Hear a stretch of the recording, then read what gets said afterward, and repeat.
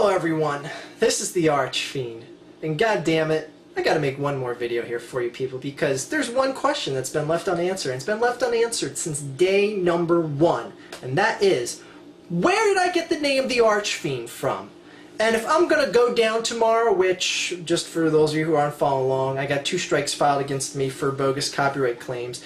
There's a third one that's going to be processed tomorrow around 2 to 4 o'clock, and that's going to be strike 3, and my channel's going to be gone.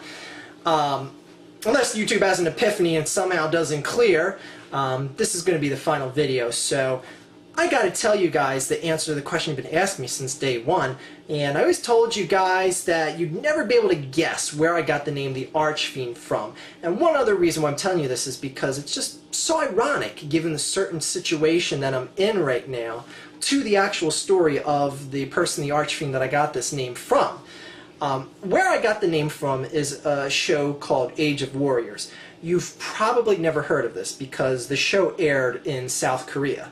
What it was a South Korean historical drama documentary type show, and it covered Korean history. And I guess it was about 14th, 15th century that this specific time frame was that the Archfiend character lived in. And who the Archfiend was a person who was kind of like William Wallace in the movie Braveheart. He was someone who didn't like the established ways and means of the government, didn't like the emperor, didn't like the rules, didn't like his army, didn't like his generals, all that good shit.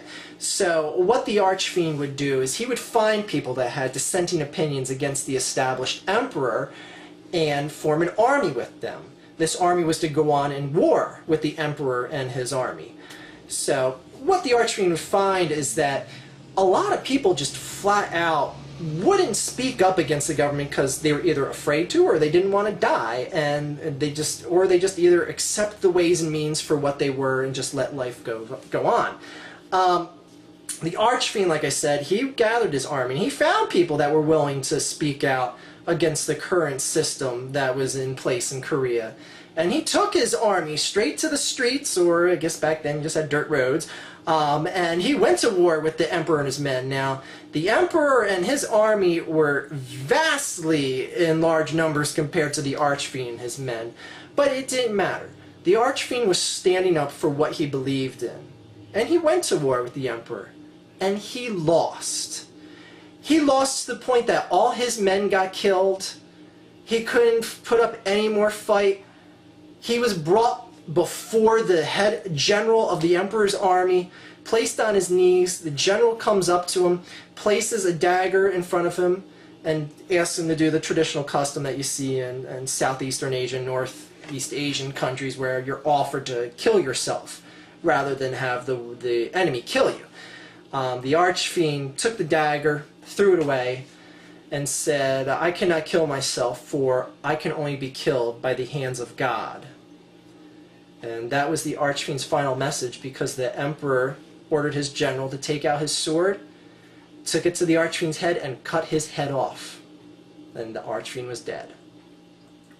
Now, I kind of said it was ironic, and by the way, if you guys want to see this video, there's actually a video of this on YouTube. I'll put a link for it here in an annotation. It's called Death of the Archfiend, from the show Age of Warriors. You can actually see this scene unfold where the Emperor's general cuts the Archfiend's head off. How this is kind of ironic to the situation right now is that my army, in essence, is my videos, not so much as it is my subscribers, no offense to you guys. The way I fight is through my videos here against the quote-unquote emperor, which is YouTube, and the emperor's men, which is the whores, and everyone else that I've picked a fight with here on YouTube.